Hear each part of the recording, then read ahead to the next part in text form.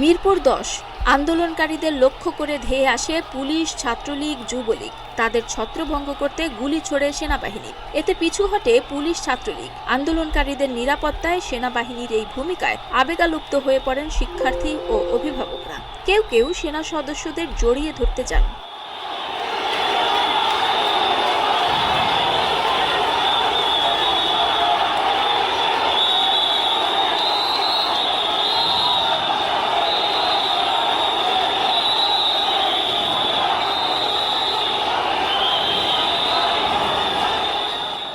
সেনাবাহিনীর কাছে নানা রকম অভিযোগ তুলে ধরেন বিক্ষুব্ধরা।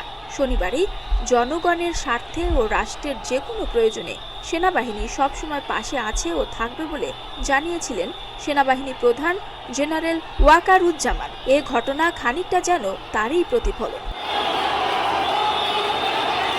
তবে কেউ কেউ সেনাবাহিনীর উপর ক্ষোভও প্রকাশ করেন। সেনাবাহিনী আমাদেরকে দমাতে পারছে না দেখে তারা বললো যেতে দাও, এমনিতেই ওরা মার খেয়ে পিছাবে।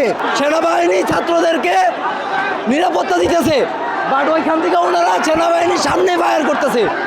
এগুলো কি মাইনে নেওয়া যায়? আপনারা বলেন। ছাত্রলীগ সন্ত্রাসের, ছাত্রলীগ যুবলীগ সন্ত্রাসের ভাই, এগুলোর বিচার কেউ করবে না।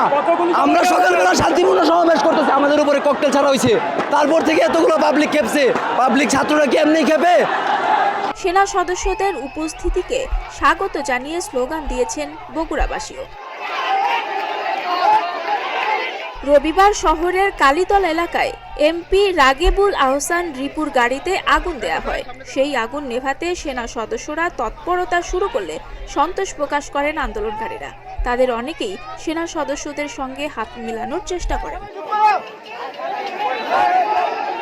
ঢাকা আরিচা মহাসড়কের ডেইরি গেট এলাকায় আন্দোলনকারীদের বিক্ষোভ চলাকালে সেনাবাহিনীর দুটি টহল গাড়ি যাচ্ছিল ঢাকার দিকে। এ সময় সেনাদের উদ্দেশ্যে আন্দোলনকারীরা স্লোগান দেন। এক পর্যায়ে সেনা সদস্যরা মাইকিং শুরু করলে আন্দোলনকারীরা ইট পাটকেল নিক্ষেপ শুরু করে। রবিবার সন্ধ্যা থেকে অনির্দিষ্টকালের জন্য কারফিউ জারি করেছে সরকার। এ সময় বাংলাদেশ সেনাবাহিনী সংবিধান ও দেশের প্রচলিত আইনের আলোকে তার প্রতিশ্রুত দায়িত্ব পালন করবে। এক সংবাদ বিজ্ঞপ্তিতে এ তথ্য জানায়